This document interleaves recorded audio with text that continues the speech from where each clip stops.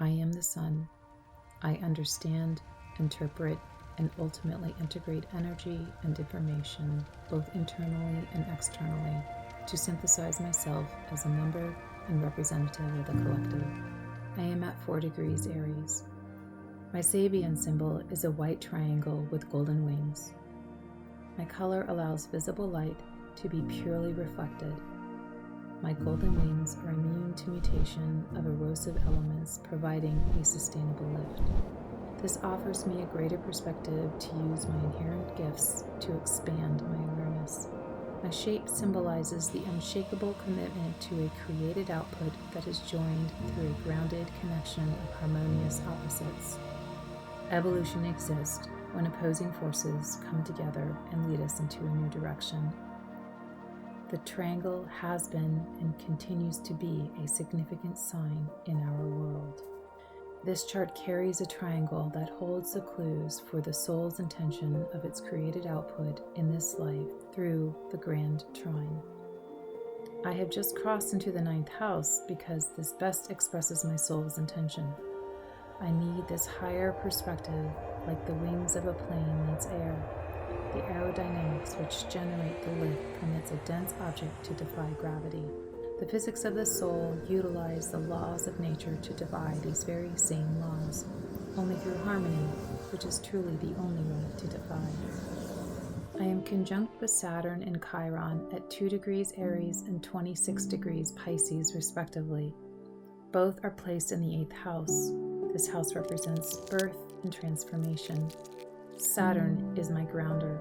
He keeps me from being swept away too far into the esoteric. He reminds me of the importance of structure and limits that exist in our current reality. Philosophy without practicality remains in the ether, unable to culminate into matter. His house placement underscores this reality by emphasizing the transformation marked through death and birth.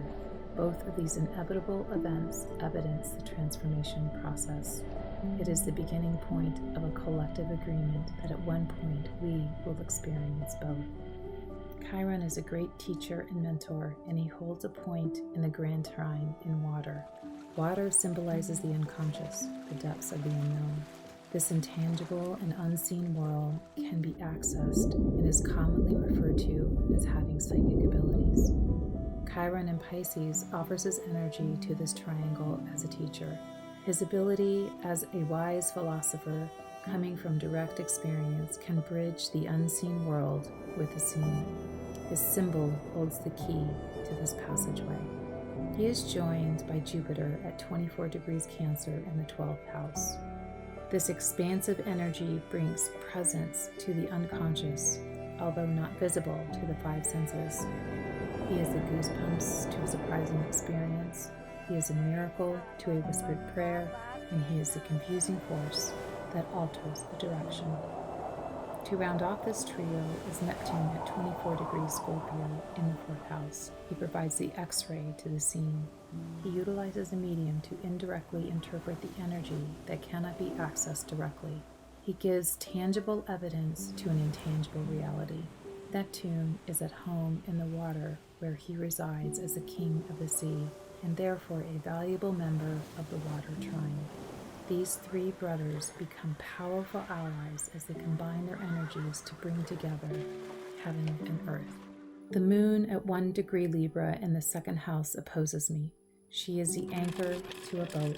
She will not be hoisted until all of the treasures have been uncovered and all of the sand has settled. She has made it clear treasures of the consensus are not always the treasures of the collective. The bones of a lost relative hold greater value than a gold coin, she has professed. The lofty desires of the spiritually enlightened can sometimes become ensnared with heightened states of nirvana and snub the less evolved.